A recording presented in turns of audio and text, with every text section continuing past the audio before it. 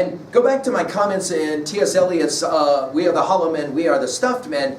That idea that the eyes are watching, right? The eyes of the great-great-great-great-grandma who is waiting for you to sit down with her someday.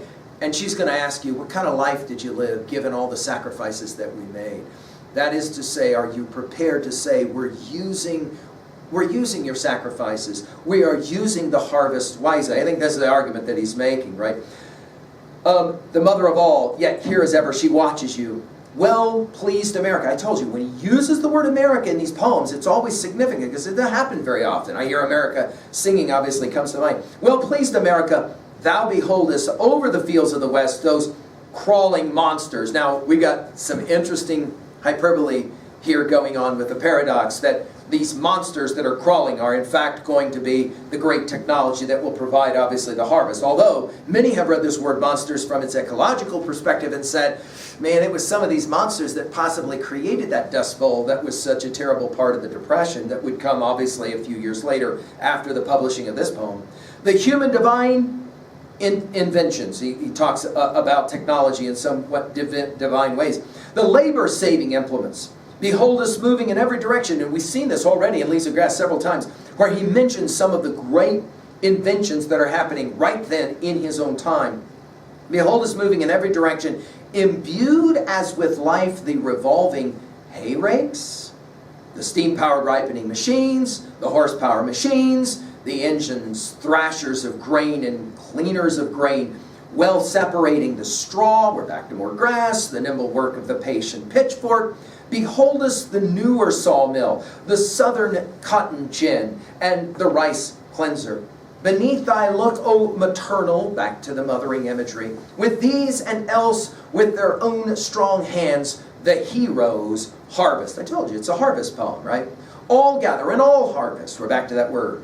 Yet, but for thee, again, the religious kind of language, for thee, O powerful, notice capitalized, not a sight might swing as now in security, not a maize stalk dangle as now its silken tassels in peace. This war language, in other words, we're continuing the war. It's just that it's a war of dynamic growth, economic growth, the feeding of the world and all of that.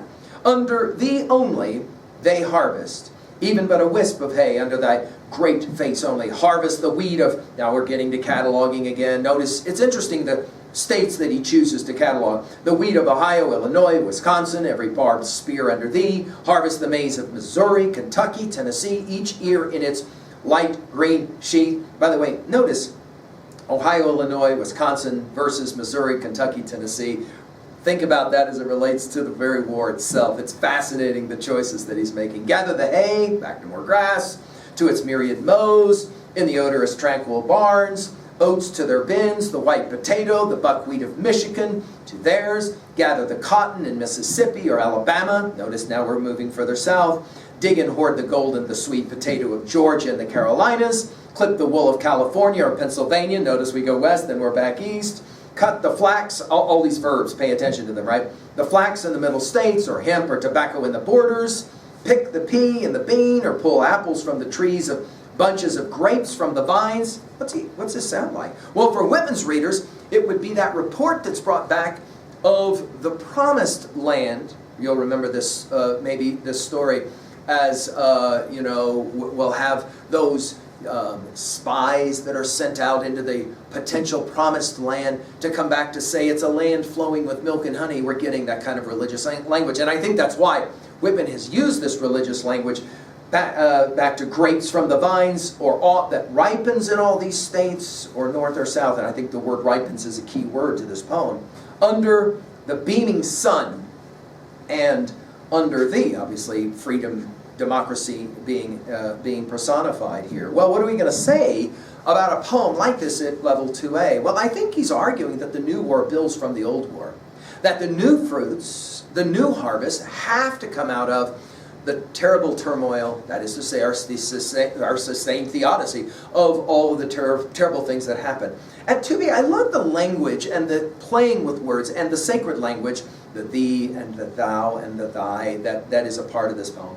at 3A, well, what are for you your favorite harvest poems? I mean, I'll just mention again Carl Sandburg's Chicago. We've given a full lecture on it elsewhere. But what is it for you, those poems that celebrate the idea of growth and dynamism, and what can be built and what can be harvested?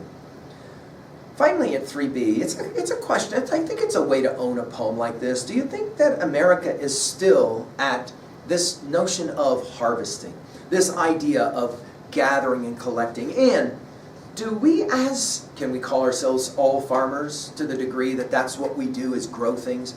Do we respect and appreciate still the great sacrifices of all the farmers, can I use that term in all of its meanings, who have come before? Not only those who planted, but those who harvested for us, who gave us what we are. And to what degree are we planting? To what degree are we preparing for the next harvest when we're not even around? Maybe Whitman will still be around, though. Thank you.